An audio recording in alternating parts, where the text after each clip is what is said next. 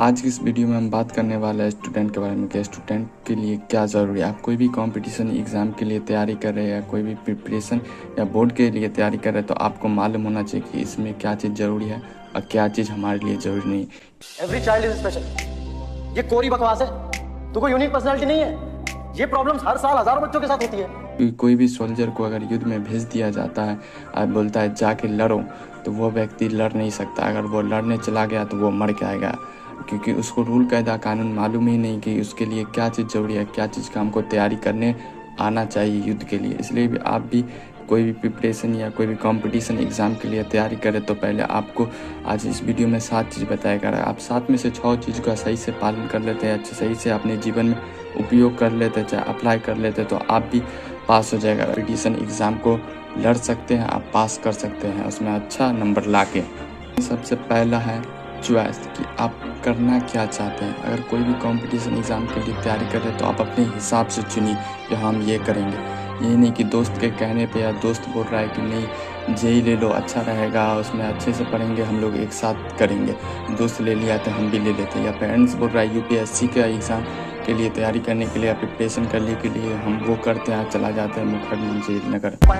अब 82 से 99 तो पहुंचने से रहा इस जिंदगी में, क्योंकि मैं चूतिया हूं, मेरा दिमाग चूतिया है, तो इस जन्म में कैट निकलने से रहा। इसलिए आप कोई भी चीज़ पढ़ रहे हैं तो या कोई भी चीज़ करना चाहते हैं तो आप दूसरे के कहने पे या दूसरा कर रहा है उसके हिसाब से अगर आप कोई भी चीज़ में चले जाते हैं तो आप फेल हो जाएगा, ज़्यादा दिन तक सर्वाइव नहीं कर पाएगा। आप वो ऐसा चीज़ सोचिए, चाहे ऐसा चीज़ लीजिए, जे लीजिए, चाहे नीट लीजिए, चाहे यूपीएससी लीजिए, जो आप कर सकते हैं। अगर वो चीज़ को आप ज़्यादा दिन तक सर्वाइव कर सकते हैं, क्योंकि कोई भी कंपटीशन एग्ज़ाम के लिए आप तैयारी करिएगा तो कम से कम 2 से 3 साल आपका लगेगा। ये 2 से 3 साल में जो होता है सो स्टूडेंट को मालूम होता है कि ये 2 से 3 साल कैसे बीता है। इसलिए आप कोई भी चीज़ को ले रहे हैं, कोई भी कंपटीशन का तैयारी करिएगा तो अपने हिसाब से सब्जेक्ट को चुनिए कि हम ये करेंगे, चाहे वो मैथ हो, चाहे वो हिस्ट्री हो, चाहे वो इकॉनमी हो, चाहे वो बायोलॉजी। अपने हिसाब से सब्जेक्ट को चुनिए कि आप हम ये कर सकते हैं, इस चीज़ में हम अच्छा नंबर ला सकते हैं, ये पढ़ेंगे तो हमको ज़्यादा समझ में आता है। कोई भी अगर सोल्जर को युद्ध में करने के लिए भेज दिया जाए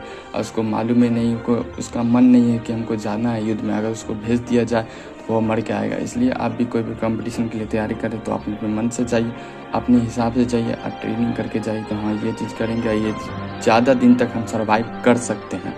अब दूसरा है डिसिप्लिन। डिसिप्लिन का मतलब है कि आप कोई भी कंपटीशन के लिए तैयारी कर रहे हैं तो उसका आप एक रूल कायदा कानून बनाइए कि हम इस रूल पे चलेंगे, चाहे इस नियम पे चलेंगे, चाहे कुछ हो जाए, इस डिसिप्लिन है, इस कायदा कानून को हम कभी नहीं तोड़ेंगे। बैठ जा रहा तो बस बैठ जा, चैलेंज ले कि मैं बैठूंगा, उठूंगा ही नहीं, प्रॉब्लम्स करूंगा, थ्योरीज पढ़ूंगा, पुराने पेपर देखूंगा, सो जाऊंगा। अगर आपका टाइम है पढ़ने का तो उस समय हम पढ़ाई करेंगे, घूमने के टाइम में घूमने जाएंगे। और आप दोस्त के कहने पे अगर चले जाता है घूमने के लिए, चाहे वीडियो गेम खेलने के लिए आप चले जाते हैं, डिसिप्लिन है, अपना कानून को तोड़ के, तो आप ज़्यादा दिन तक इसमें सेक्रीफाइस नहीं कर पाएगा, ज़्यादा दिन तक आप टिक नहीं पाएगा। ज़्यादा से ज़्यादा 2 साल का एक एग्ज़ाम है तो आप ज़्यादा से ज़्यादा 100 दिन टिक पाएगा सही से, मुश्किल से भी 100 दिन टिक गए तो वो बहुत ज़्यादा चाहिए। इसलिए आप ऐसा रूल कहता कानून बनाए, चाहे ऐसा आप डिसिप्लिन से अपने पढ़ाई को मैनेज करिए कि कुछ ही हो जाए चाहे हम नहीं जाएंगे, क्योंकि इस समय में ज़्यादातर लोग डिसिप्लिन को तोड़ देते हैं, उसका सही से पालन नहीं कर पाते हैं। तीसरा है प्रैक्टिस। कोई भी एग्ज़ाम के लिए आप तैयारी करें तो प्रैक्टिस उतना ही ज़रूरी है जितना कि आप हवा में सांस ले रहे हैं। अगर आप सांस नहीं लीजिएगा तो मर जाएगा। वैसे ही आप जब तक कोई भी सब्जेक्ट आप पढ़ रहे हैं, तो कोई भी सब्जेक्ट को आप याद करना चाहते हैं तो उसका प्रैक्टिस करना उतना ही ज़रूरी। अगर आप कोई भी सब्जेक्ट पढ़ रहे हैं उसका प्रैक्टिस नहीं कर रहे तो आप फेल हो जाएगा। फेल होने के बाद जो होगा सो होबे करेगा। इसलिए आप कोई भी चीज़ पढ़ रहे हैं, चाहे कोई भी एग्ज़ाम का या कंपटीशन का लिए तैयारी कर रहे हैं, तो आप उसका जितना हो सके उतना प्रैक्टिस करिए, चाहे कुछ हो जाए। रोज़ से कम 20 क्वेश्चन करिए, 50 क्वेश्चन करिए, 5 करिए, रोज़ करिए। जितना आपके पास फ्री टाइम बचे उतना प्रैक्टिस करिए, चाहे वो फिजिक्स हो, चाहे वो मैथ हो, चाहे वो हिस्ट्री हो, चाहे बायोलॉजी हो या सोशियोलॉजी हो, कुछ भी सब्जेक्ट हो। आप जितना प्रैक्टिस करिएगा उतना आप अच्छा रिजल्ट पाइएगा, अच्छा नंबर पाइएगा, जिससे आप एग्ज़ाम में अच्छा नंबर ला सकते हैं, अच्छा रैंक ला सकते हैं। इसलिए आप जितना हो सके उतना प्रैक्टिस पे ध्यान दीजिए। 100 बार करिए, 200 बार करिए, प्रैक्टिस प्रैक्टिस प्रैक्टिस।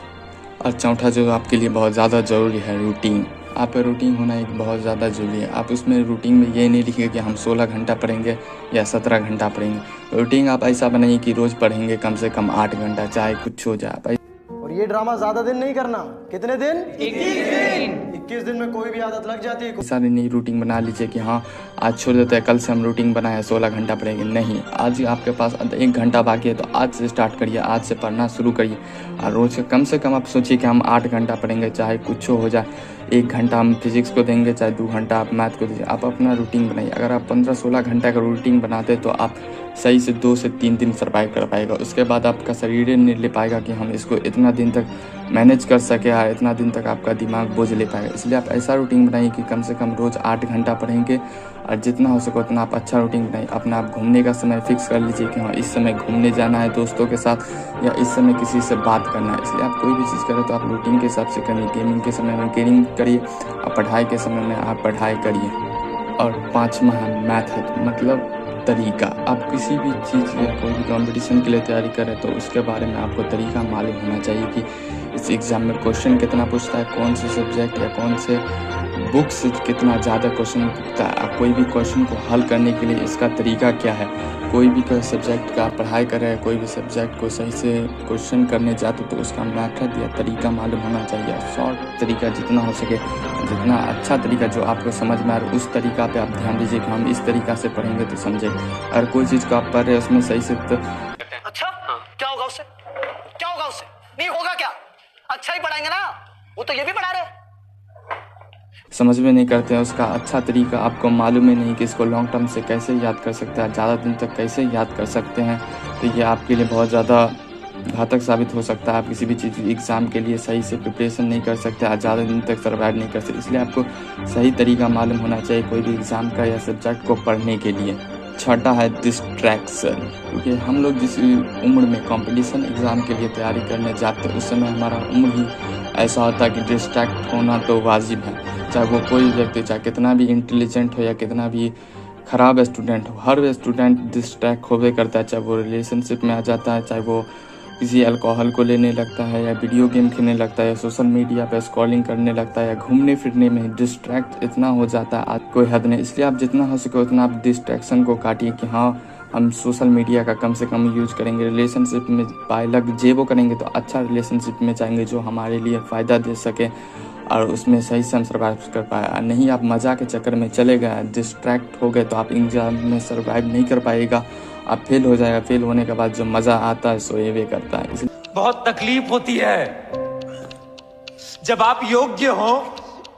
या आप कोई भी एग्ज़ाम के लिए तैयारी कर रहे हैं तो आप जितना कम से कम डिस्ट्रैक्ट हो सकते हैं, अपने काम या अपने गोल पे सही से फोकस कर सकते हैं तो आप उस काम पे फोकस करिए, ना कि आप डिस्ट्रैक्ट होकर दूसरी चीज़ में व्यस्त हो जाइए, अपना गोल को भुला जाइए। इसलिए आप जितना कम से कम डिस्ट्रैक्ट हो सकते हो उतना कम से कम डिस्ट्रैक्ट होइए, अपने पढ़ाई पे फोकस करिए।